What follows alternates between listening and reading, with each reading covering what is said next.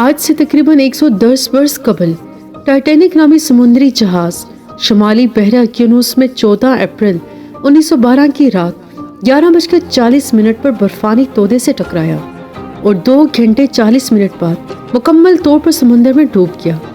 Titanic पर सवार 2224 मुसाफिरों में से 1500 से ज़ायद की मौत वाक़या हुई।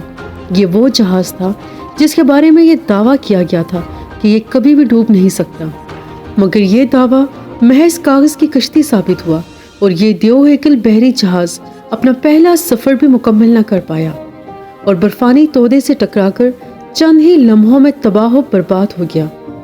टाइटैनिक तैयार करने वाली कंपनी को इसकी मजबूती, पायदारी और ना डूबने का इस हद तक यकीन था कि अमले ने इसमें लाइफ जैकेट्स और छोटी बोट्स को रखना भी मुनासिब न समझा। हता कि टाइटैनिक के निचले हिस्से को जोड़ने वाली दीवारों को भी मुकम्मल तौर पर तामीर नहीं किया गया था, लेकिन इनके वहमो गुमा में भी नहीं था कि अगर जहाज़ के ऊपरी हिस्से में पानी भर जाए और वो पानी निचले हिस्सों में भी जा सकता है। सवाल यह है कि आखिर वो कौन सी वजूहात और लापरवाहियाँ थी जो देओहेकल टाइटैनिक को ले डूबी। वाइट स्टार लाइन के ज़ेरे इख्तिमाम बनने वाले दुनिया के सबसे बड़े बहरी जहाज़ टाइटैनिक की लंबाई 882 फुट और चौड़ाई 92 फुट थी, जबकि इस जहाज़ की ऊंचाई 175 फुट बताई जाती है। इस जहाज़ की तामीर का हुक्मनामा 17 सितंबर 1908 को जारी हुआ था और इसकी तामीर 31 मार्च 1909 को शुरू हुई थी और 2 अप्रैल 1912 को इसकी तामीर मुकम्मल हुई। इसके 8 दिन बाद यानी 10 अप्रैल 1912 को रात 9 बजे ये जहाज़ अपने पहले सफ़र पर बरतानवी शहर साउथ हैम्पटन से अमेरिका के शहर न्यूयॉर्क के लिए रवाना हुआ। इस वक्त जहाज़ में अमले के 892 अफराद समेत 2224 मुसाफिर सवार थे। सफ़र के इब्तदाई 4 दिन बहुत खुशगवार गुजरे। जहाज़ के मालिकान खुशी और फ़ख्र के जज्बात से लबरेज थे और मुसाफिर दुनिया के सबसे बड़े जहाज़ पर सफ़र करने से अपनी खुशबख्ती पर नाज कर रहे थे। टाइटैनिक के कप्तान का नाम एडवर्ड जॉन स्मिथ था, जो कि एक तजर्बाकार कप्तान था, लेकिन उन्होंने वाइट स्टार लाइन की हदायत पर तमाम हिफाजती तदाबीर बलाए ताक रखते हुए कोशिश की कि वो बहरा यूनुस को सबसे कम मुद्दत में अबूर करने का नया आलमी रिकॉर्ड कायम करें। चनाचे उन्होंने टाइटैनिक को इंतहाई तेज़ रफ्तारी से चलाना शुरू किया और समुंदर में मौजूद एक और बहरी जहाज़ की जानिब से दी गई इंतबाही इत्तला पर भी कान न धरे, जिसने इन्हें बताया था कि समुंदर में बड़े तूफानी तोदे यानी आइसबर्ग मौजूद हैं जो तेज़ रफ्तार जहाज़ से टकराकर इसे बड़ा नुकसान पहुंचा सकते हैं। लापरवाही की हालत ये थी कि टाइटैनिक के अमले के पास दूरबीन भी मौजूद नहीं थी और मौसम की खराबी के बाइस बहरा यूनुस पर धुंध छाई हुई थी। ये वजह थी कि कैप्टन ज़्यादा दूरी तक देखने से कासिर था। टाइटैनिक समुंदर में तेज़ी से सफ़र कर रहा था कि अचानक अमले ने एक बहुत बड़े आइसबर्ग को करीब होते हुए देखा। कप्तान को फौरी तौर पर इसकी इत्तला दी गई, लेकिन बदकिस्मती से तब तक बहुत देर हो चुकी थी। जहाज़ का इंजन बंद करने के बावजूद रात 11:40 पर टाइटैनिक बहुत बड़े तूफानी तोदे से टकरा गई। हैरत अंगेज तौर पर यह वो जहाज़ था जिसके बारे में ये दावा किया गया था कि इसे खुदा भी तबाह नहीं कर सकता। टाइटैनिक के तबाह होने के पीछे बेतहाशा लापरवाहियां बरती गई और इन लापरवाहियों का इतना संगीन नतीजा निकला कि कई 100 इंसानी जानें ज़ाया हो गई। टाइटैनिक की तबाही के बाइस बनने वाले चंद हक़ाइक़ ये हैं कि टाइटैनिक के हिस्सों को आपस में जोड़ने के लिए जिन रैबिट्स को इस्तेमाल किया गया था, जहाज़ के आइसबर्ग से टकराते ही ये रैबिट्स टूट गए थे और समुंदर का पानी तेज़ी से जहाज़ में दाखिल हो गया। जहाज़ का इंजन बंद होने के बाद मुसाफिरों को एहसास हो गया कि कुछ गड़बड़ है, क्योंकि जहाज़ के ज़ेरे हिस्से में हिफाजती दीवारें नहीं बनाई गई थी। इसलिए थोड़ी देर में पानी पूरे जहाज़ में फैल गया। पानी भरने से जहाज़ का अगला हिस्सा इतना भारी हो गया कि जहाज़ डूबना शुरू हो गया और सिर्फ 2 से 3 घंटे में ये देओहेकल बहरी जहाज़ 2 टुकड़े होकर समुंदर में गर्क हो गया। नागहानी सूरत हाल से निमटने के लिए लाइफ बोट्स की भी जहाज़ में शदीद कमी थी। जहाँ 60 लाइफ बोट्स होनी चाहिए थी, वहाँ सिर्फ 20 लाइफ बोट्स थी, जो कि मुसाफिरों की तादाद के हिसाब से बहुत कम थी। इन लाइफ बोट्स की मदद से सिर्फ 755 मुसाफिर अपनी जान बचाने में कामयाब हो सके।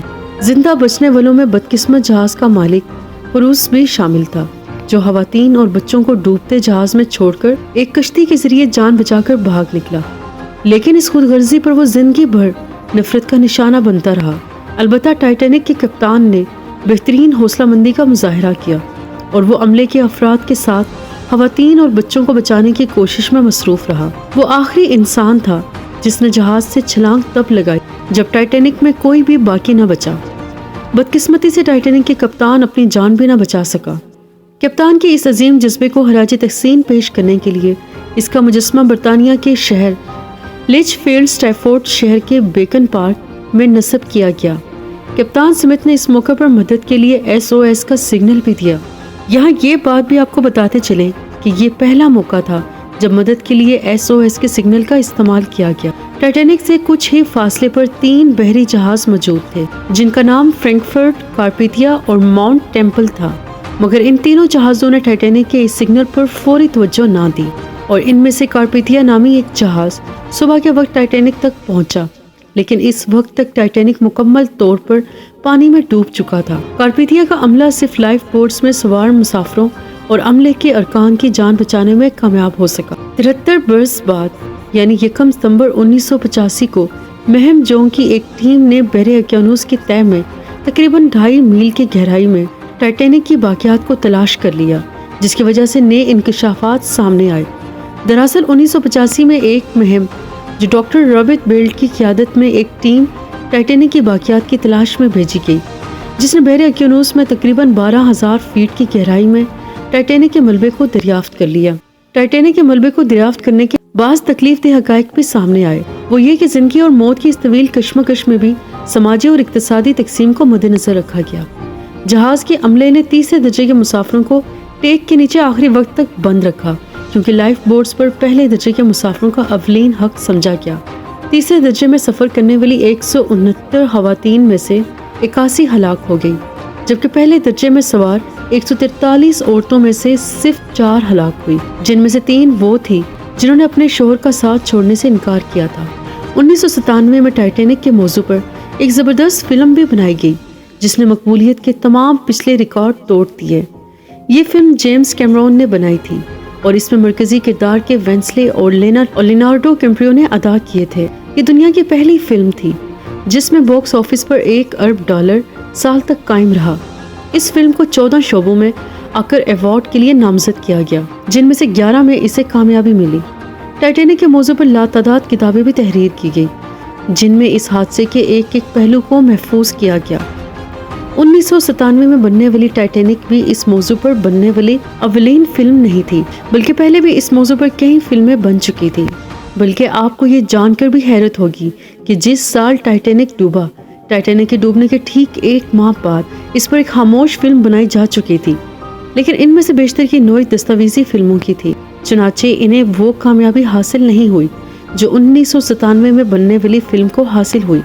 ناظرین، اعداد و شمار کے مطابق ٹائٹینک پر سوار 2224 مسافروں میں سے 1500 سے زائد کی موت واقع ہوئی۔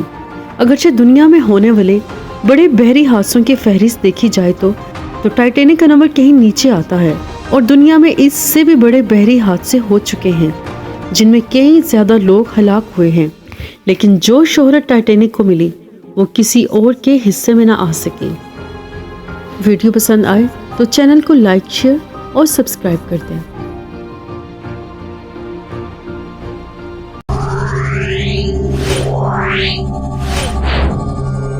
Yeah.